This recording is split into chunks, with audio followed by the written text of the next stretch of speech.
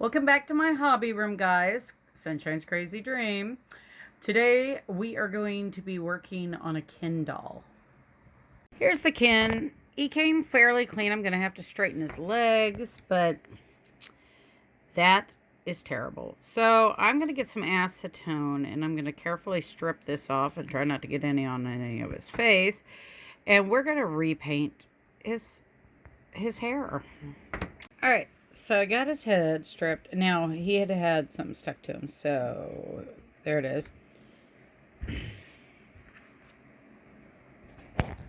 So I matched, before I took his hair off, the burnt umber is the right color.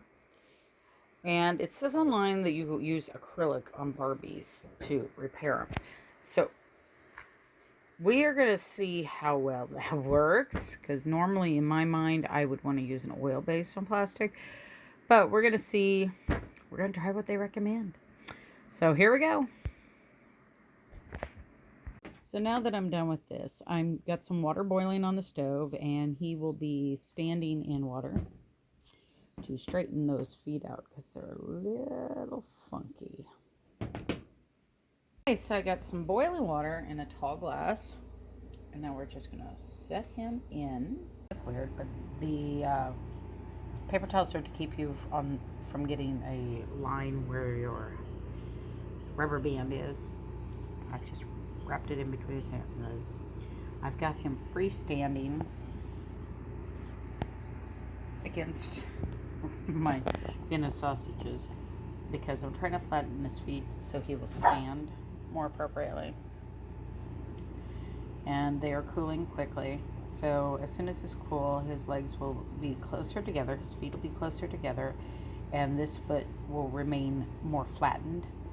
So I'm going to just keep my fingers intact. So okay, now you can actually kind of see his hairline naturally. So I am going to start there and just work.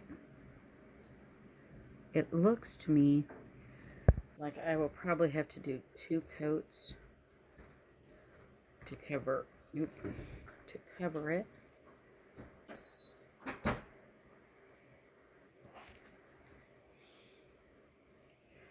But after it dries, I'll put a second coat on. I feel like I'm totally screwing up his sideburns, and I don't honestly know if I am or not.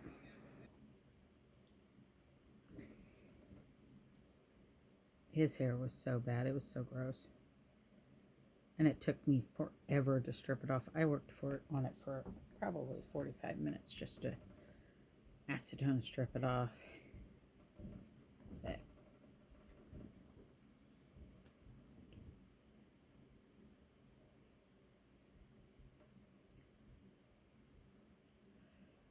okay, we're getting too far over there.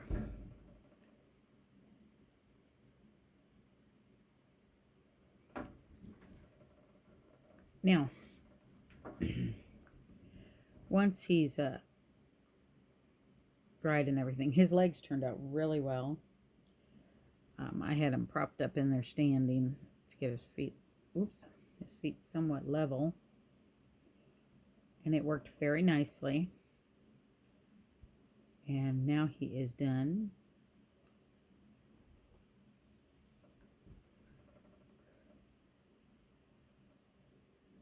So